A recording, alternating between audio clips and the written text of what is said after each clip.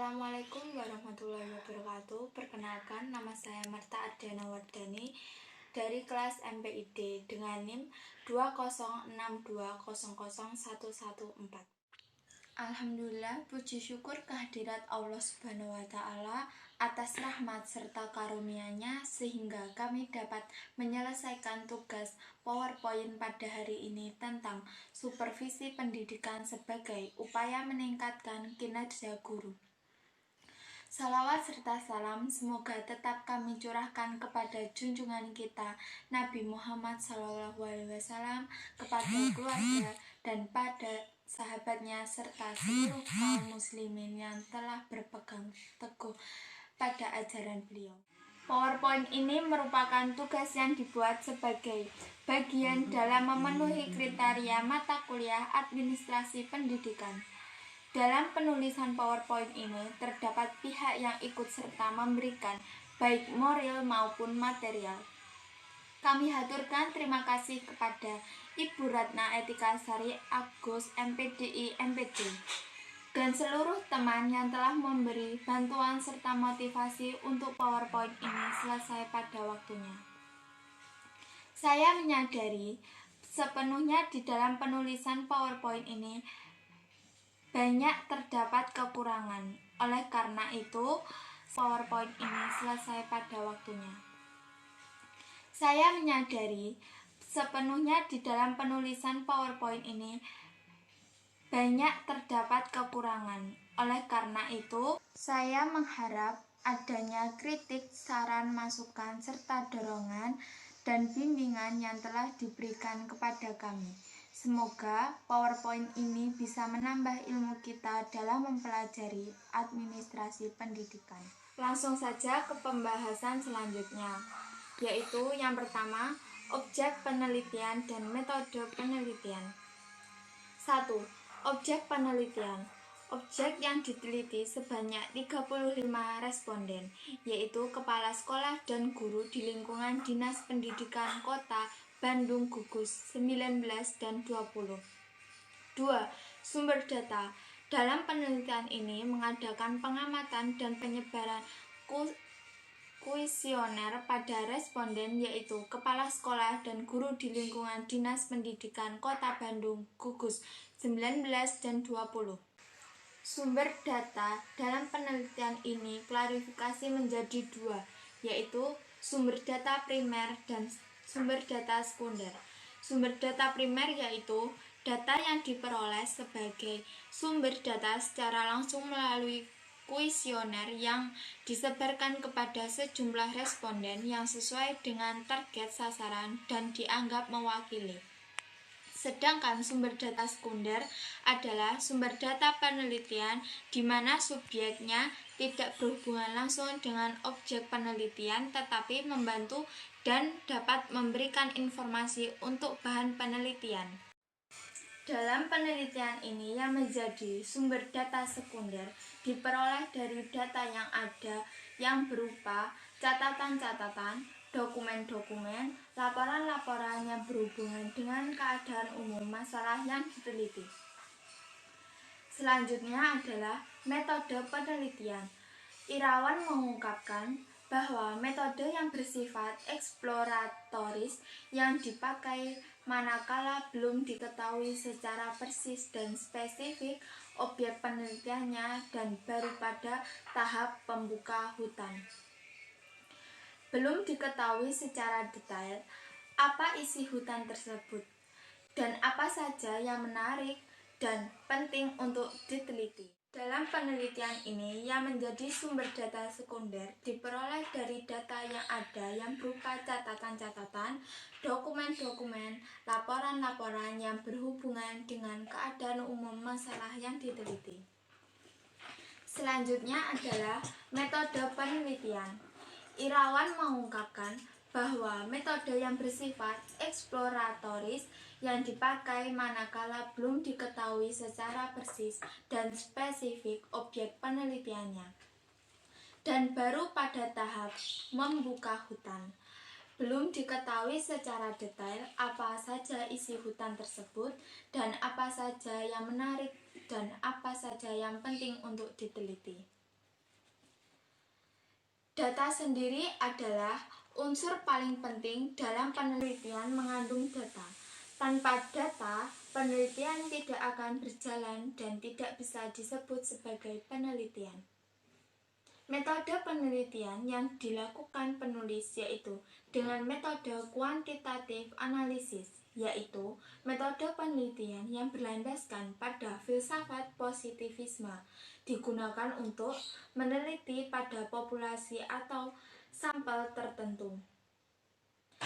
Selanjutnya adalah supervisi pendidikan.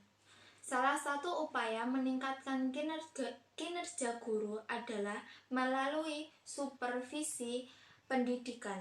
Pelaksanaan supervisi pendidikan perlu dilakukan secara sistematis oleh kepala sekolah dan pengawas sekolah bertujuan untuk memberikan bimbingan kepada guru-guru agar dapat melaksanakan tugasnya secara efektif dan efisien.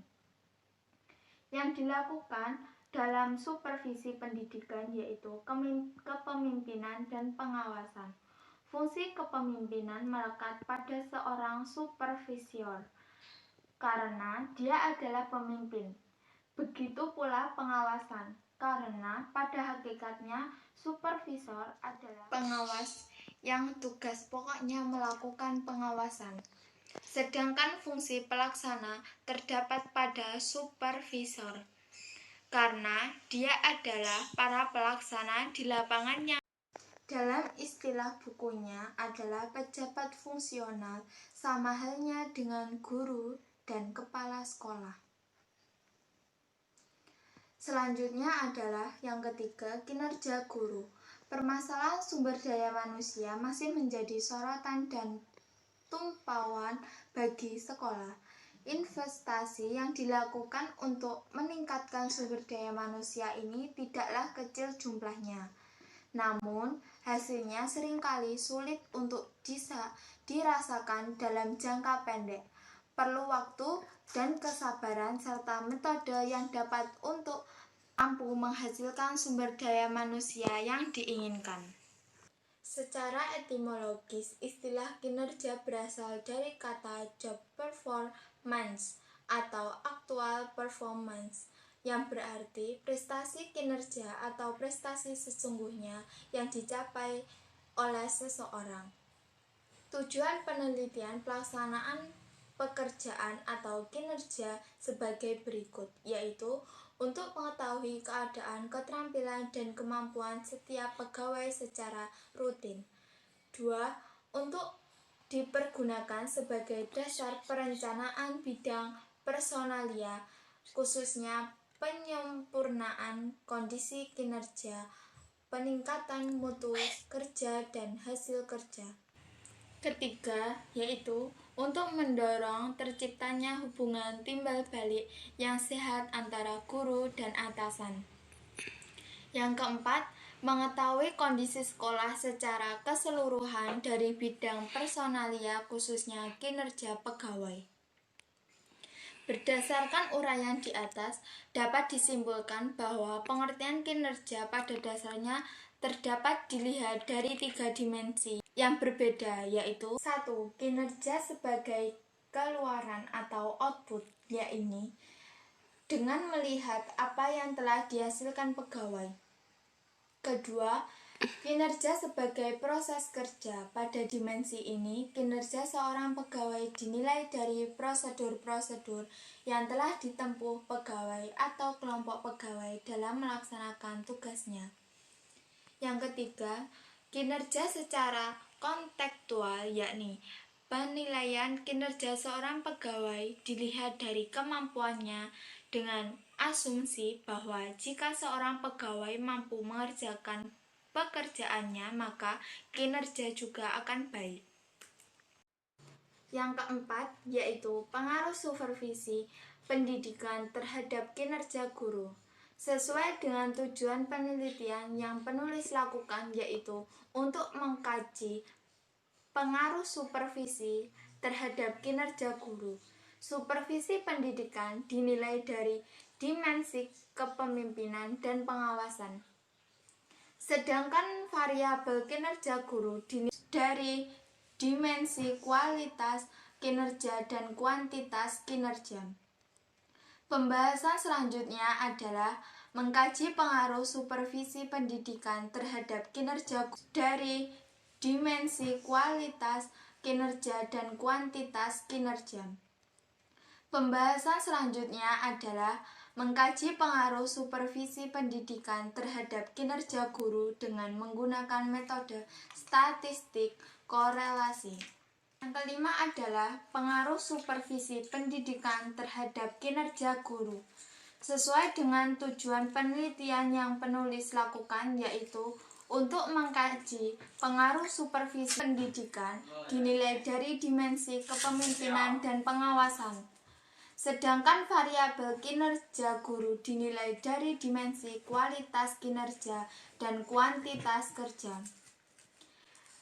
Pembahasan selanjutnya adalah mengkaji pengaruh supervisi pendidikan terhadap kinerja guru dengan menggunakan metode statistik korelasi. Yang keenam adalah kebijakan dalam meningkatkan kinerja guru melalui supervisi pendidikan.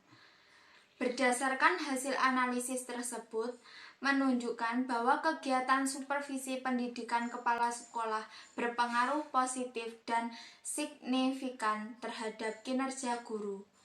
Maka, diperlukan tindakan-tindakan positif yang berkaitan dengan peningkatan kemampuan kepala sekolah dalam melaksanakan supervisi, terutama yang berkaitan dengan peningkatan kemampuan kepemimpinan dan kemampuan pengawasan kepala sekolah. Pengaruh positif dan signifikan terhadap kinerja guru. Maka, diperlukan tindakan-tindakan positif yang berkaitan dengan peningkatan kemampuan kepala sekolah. Pihak-pihak terkait yang harus berperan aktif dalam meningkatkan kemampuan supervisi kepala sekolah seperti 1. Kepala sekolah harus selalu berupaya meningkatkan kemampuan kepemimpinan dan pengawasan sebagai bagian dari kegiatan supervisi pendidikan. Selain itu, kepala sekolah harus mampu melakukan perubahan-perubahan terhadap pelaksanaan supervisi pendidikan. Serta kepala sekolah harus secara berkesinambungan melaksanakan supervisi pendidikan. Yang kedua, pihak guru harus menerima dengan terbuka setiap tindakan kepala sekolah yang bermakna supervisi terhadap proses belajar mengajar yang dilakukan oleh para guru. Dengan demikian, akan terjadi kerjasama yang saling menguntungkan antar pihak kepala sekolah dan guru yang akhirnya akan berdampak positif terhadap efektivitas proses belajar mengajar. Yang ketiga adalah kepala sekolah diberikan peluang dan kesempatan seluas-luasnya untuk melaksanakan supervisi pendidikan kepada para guru dalam melaksanakan tugasnya. Yang keempat adalah pengawas sekolah selaku pembina sekolah harus meningkatkan kegiatan pengawasan terhadap sekolah-sekolah yang diawasinya, khususnya para kepala sekolah dalam melaksanakan tugasnya melakukan supervisi terhadap guru. Yang kelima adalah Dinas Pendidikan Kota Bandung melaksanakan monitoring, mengevaluasi, menyediakan panduan supervisi dan melaksanakan pendidikan dan penelitian terhadap kepala sekolah, terutama dalam kepemimpinan dan pengawasan kepala sekolah. Untuk meningkatkan kinerja guru dalam melaksanakan proses belajar mengajar, para guru tidak hanya disupervisi, akan tetapi juga harus diberikan motivasi untuk selalu meningkatkan kinerjanya melalui pendidikan dan pelatihan, seminar, workshop, penataran, studi banding, dan adanya kerjasama antara kepala sekolah dengan guru sekolah lainnya. Sekian, terima kasih presentasi dari saya. Ada kurang lebihnya mohon maaf. Saya akhiri. Wassalamualaikum warahmatullahi wabarakatuh.